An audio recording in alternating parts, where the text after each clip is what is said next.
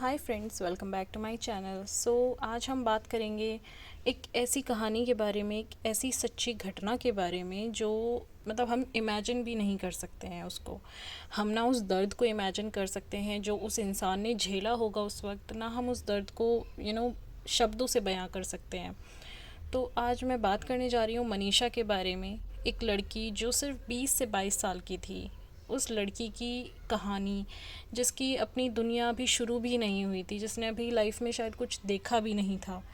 वो अपनी लाइफ में शायद कुछ करना चाहती होगी, उसके भी अपने कुछ सपने होंगे। तो हम उसी लड़की के बारे में आज बात करेंगे। आज जो कहानी मैं आपके सामने लाने जा रही हूँ वो किसी फ़िल्म की नहीं है। ये हमारी हकीकत है और इतनी दर्दनाक है कि सुनकर आपकी रूह काँप जाएगी। मनीषा सिर्फ 20 से 22 साल की एक मासूम लड़की। उसकी ज़िंदगी, उसके सपने, उसकी उम्मीदें, सब कुछ अभी आगे बढ़ना बाकी था, लेकिन कुछ दरिंदों ने उसकी दुनिया को छीन लिया।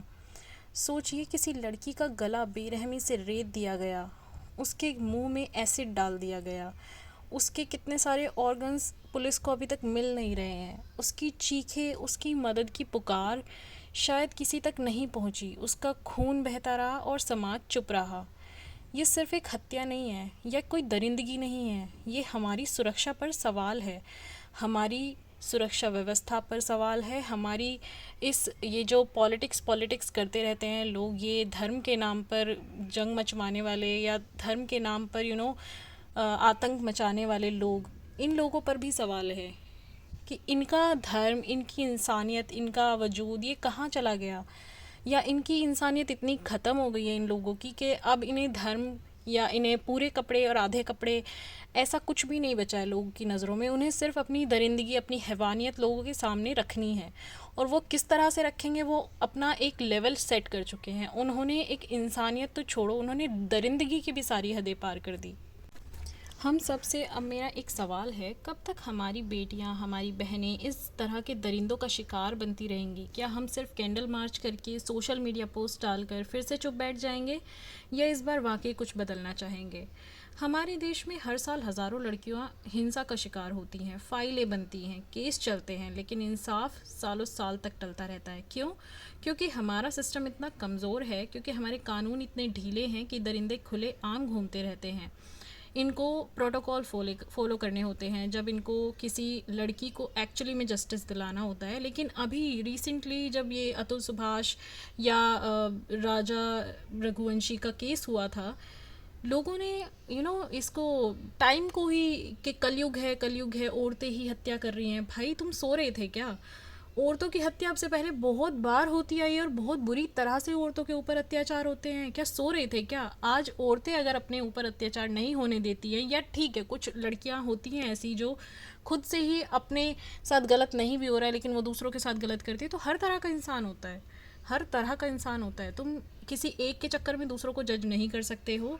एंड सेकंड थिंग, अब से पहले औरतों के ऊपर बहुत ज़्यादा अत्याचार हुए हैं और अब भी होते हैं, लेकिन क्या है कि औरतों के ऊपर होता है वो नॉर्मल है, क्योंकि औरतें बने ही इसलिए हैं कि आप उनके ऊपर अत्याचार करो, उन्हें टॉर्चर करो, उनके साथ आप हिंसा कर सकते हो, उनको आप टॉर्चर कर सकते हो दहेज के लिए, उनको आप टॉर्चर कर सकते हो। अच्छा, तुम मतलब उनके लिए एक औरत क्या है कि वो पिट सकती है, वो चित सकती है, वो सबको सहन करना जानती है, वो सहनशील है।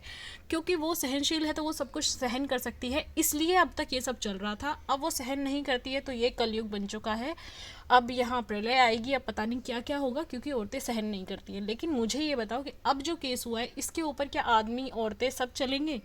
क्या इसके ऊपर अब फिर से कोई वायरल ऐसी ट्रेंडिंग न्यूज़ आएगी कि अच्छा ये तो धर्म के नाम पे था? क्योंकि इन सब चीज़ों को दबाने के लिए हमारी पॉलिटिक्स क्या करती है, हमारा कानून क्या करता है, कोई नया ट्रेंड चला देता है।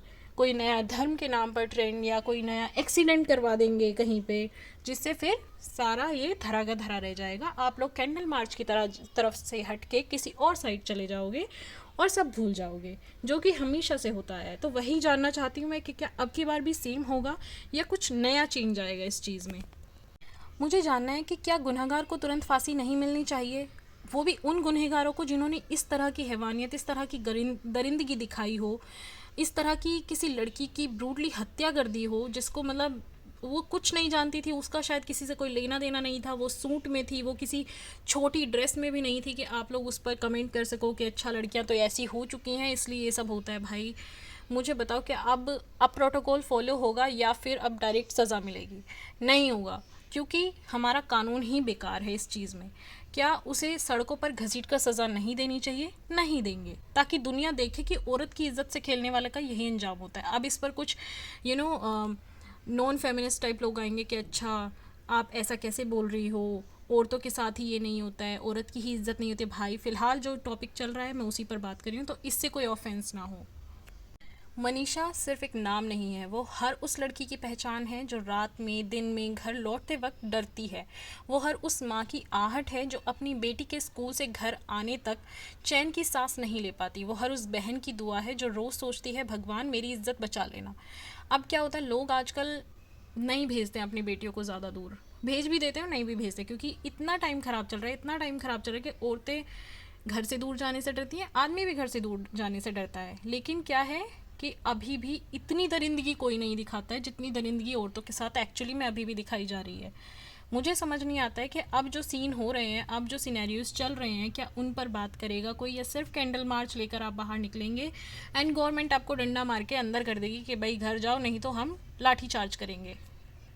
सो दोस्तों, अब चुप रहने का वक्त नहीं है, अब हमें आवाज़ उठानी होगी। सोशल मीडिया पर, सड़कों पर हम सब मिलकर जस्टिस फॉर मनीषा की मांग करें। हम सरकार से पूछें कि कब तक बेटियां मरती रहेंगी और आप सिर्फ बयानबाजी करते रहेंगे। हमारी सीधी सीधी मांग है, मनीषा के कातिलों को फ़ौरन गिरफ्तार किया जाए, फास्ट ट्रैक कोर्ट में केस चले, दरिंदों को ऐसी सज़ा मिले जो पूरे समाज के लिए, पूरी दुनिया के लिए सबक बन जाए। याद रखो दोस्तों, आज अगर हम चुप रहे तो कल पता नहीं अगली मनीषा कौन होगी। आज अगर हमने सिस्टम को जगाया नहीं तो कल फिर किसी माँ की गोद सुनी होगी। इसलिए अपनी आवाज़ सोशल मीडिया पर उठाओ, अपने नेताओं से सवाल करो और इस वीडियो को शेयर करो ताकि ज़्यादा से ज़्यादा लोग इंसाफ की मांग से जुड़ें। मनीषा अब हमारे बीच नहीं है, लेकिन अगर आज हम उसकी आवाज़ बनेंगे तो शायद कल किसी और लड़की की ज़िंदगी बच सके। मेरे साथ फिर से दोहराओ, हम चाहते हैं इंसाफ, हम चाहते हैं सख्त सज़ा, हम चाहते हैं बदलाव। Justice for Manisha. दोस्तों सोच कर देखो, मनीषा तो अब बोल नहीं सकती, उसकी आवाज़, उसकी चीख सब हमेशा के लिए खामोश हो गई है। लेकिन क्या हम भी खामोश रहेंगे? क्या हम उसके लिए नहीं लड़ेंगे? क्या हम उसके लिए खड़े नहीं होंगे? अगर हम नहीं उठे तो दरिंदों को और हिम्मत मिलेगी। आज हर लड़की यही सोचती है, क्या मेरा घर से बाहर निकलना सुरक्षित है? क्या मेरी पढ़ाई, नौकरी या सपने पूरे हो पाएंगे? जब बेटियां डर के साए में जी रही हों तो क्या हम सच में कह सकते हैं कि हम आज़ाद भारत में रह रहे हैं? क्या हम सच में आज़ाद हैं?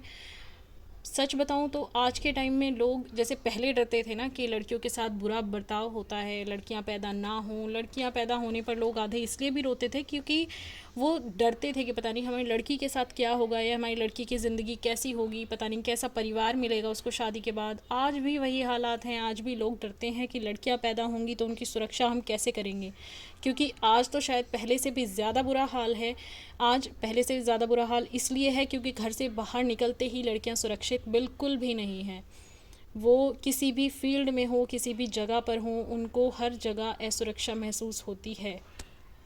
हमारा सिस्टम तभी बदलेगा जब हम मजबूती से आवाज़ उठाएंगे। अगर हज़ारों लोग सड़कों पर उतरें, अगर लाखों लोग एक ही हैशटैग ट्रेंड करें, अगर नेता से रोज़ सवाल पूछे जाएं, तो कोई भी सरकार चुप नहीं बैठ सकती है। जनता की ताकत सबसे बड़ी ताकत है। हम चाहते हैं स्कूल में बच्चों को सेल्फ डिफेंस की ट्रेनिंग दी जाए, हर गली, हर सड़क पर सीसीटीवी और सुरक्षा व्यवस्था हो, और सबसे ज़रूरी दरिंदों को ऐसी सज़ा मिले कि अगले 100 साल तक कोई और लड़की पर हाथ उठाने से पहले कांप जाए। ज़रा सोचो उस माँ की हालत कैसी होगी जिसने अपनी बेटी को पैदा किया, पाला, पढ़ाया, सपने दिखाए और आज उसकी लाश के सामने खड़ी है। उसके दिल से निकली हर चीख आसमान तक पहुँची होगी, लेकिन क्या हमारी सरकार तक पहुँची? नहीं। हमारी सरकार को सब कुछ सिर्फ एक प्रोटोकॉल में चाहिए, हमारी सरकार को सब कुछ दिखावा लगता है। हम सबको तय करना होगा, क्या हम सिर्फ देश दर्शक बने रहेंगे या एक जिम्मेदार नागरिक की तरह खड़े होंगे। बेटियों की सुरक्षा सिर्फ उनकी जिम्मेदारी नहीं, ये पूरे समाज की जिम्मेदारी है। जागो, आज अगर हम जागे नहीं तो कल और भी मनीषा इस दरिंदे का शिकार होंगी। आज अगर हमने आवाज़ नहीं उठाई तो कल शायद हमारी ही बहन या बेटी खतरे में हो। दोस्तों, अब वक्त आ गया है डर को मिटाने का, दरिंदों को सबक सिखाने का और इंसाफ को ज़िंदा करने का। मैं आप सबसे हाथ जोड़कर अपील करती हूँ, इस वीडियो को सिर्फ देखो मत, इसे अपना हथियार बनाओ, इसे शेयर करो, इसे ट्रेंड करो, इसे आंदोलन बनाओ। क्योंकि मनीषा के लिए इंसाफ सिर्फ मनीषा का हक नहीं है, वो हर बेटी का हक है। आज अगर तुमने खामोशी तोड़ी तो कल तुम्हारी खामोशी किसी और को बचा सकती है। धन्यवाद।